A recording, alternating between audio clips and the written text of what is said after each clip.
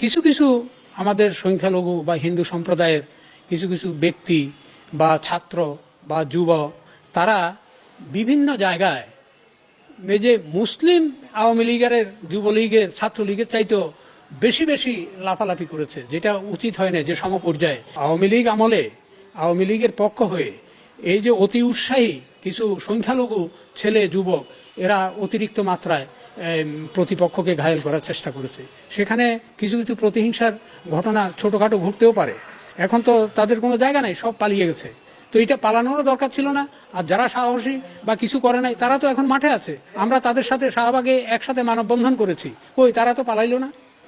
এইরকম কিছু লোক পালিয়েছে যারা অতিমাত্রায় করেছে, তাদেরকে প্রতিপক্ষ এখন সুযোগ পেয়েছে, হয়তো করতে পারে। আমার ফেনীতে খবর নেন, প্রথম দিন শুধু একটা মন্দিরে হামলা হয়েছে, পরবর্তীতে এখন ফেনী জেলায় কোথাও কোথাও একটা ঢিল মারা পর্যন্ত হয়নি। আমি ভিজিট করেছি পুরো এলাকায়। অন্য জেলার কথা অন্য জেলার লোকেরা বলবে, আমি তো আমার জেলার কথা বলতে পারি। সেখানে তো বলা হয় যে বিএনপি জামাত অধ্যুষিত ফেনী বেল্ট, কই ওখানে তো এরকম কোনো ধর্ষণের ঘটনা, নির্যাতনের ঘটনা বা এই যে, বরং আওয়ামী লীগ আমলে হয়েছে, জেলে পাড়ায় গিয়ে লাথি মেরে পেটের বাচ্চা প্রসব করে দিয়েছে আমার ফেনীতে। কিন্তু কই এখন তো সেই ঘটনা ঘটে নেই।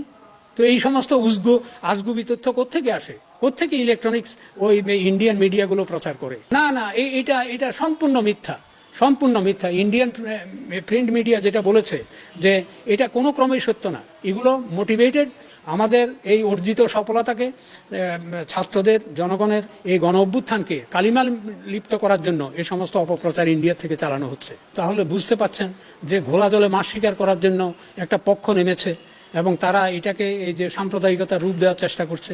বর্তমান সরকার অত্যন্ত আন্তরিক, ইন্টেরিয়াম গভর্নমেন্ট। এবং আপনি বোধহয় খেয়াল করেছেন, আমিও দেখেছি, বিএনপির মহাসচিব সজ্জন ব্যক্তিত্ব মির্জা ফখরুল ইসলাম আলমগীর, তিনি গতকালকে বলেছেন যে এই কোনো কোনো ঘটনাকে অতি রঞ্জিত করা হচ্ছে, এগুলা সম্পর্কে আমাদের সতর্ক থাকতে হবে। ওনার এই বক্তব্যটা আমার খুব মনোপুত হয়েছে। এরা তো আওয়ামী লীগের দাবার গুটি ছিল, এটা কোনো অস্বীকার করার উপায় নেই, বাংলাদেশে কেউ অস্বীকার করার উপায় নাই। এই যে কতগুলো ঘটনা ঘটলো আওয়ামী লীগের আমলে, আমি বলেছি কই শাহবাগে তো আপনারা কোনো এরকম ডেমনস্ট্রেশন করেন নাই, আপনারা তো যান নাই, কেন হলো? আপনারা তো গণ অনশন করেন নাই কোনো আওয়ামী লীগের আমলে, কেন করেন নাই? আজকে কেন এত ইয়ে করছেন? তথ্য দেন, তথ্যের ভিত্তিতে যদি হয় অবশ্যই আমরা ঝাঁপিয়ে পড়বো এটার বিচারের জন্য।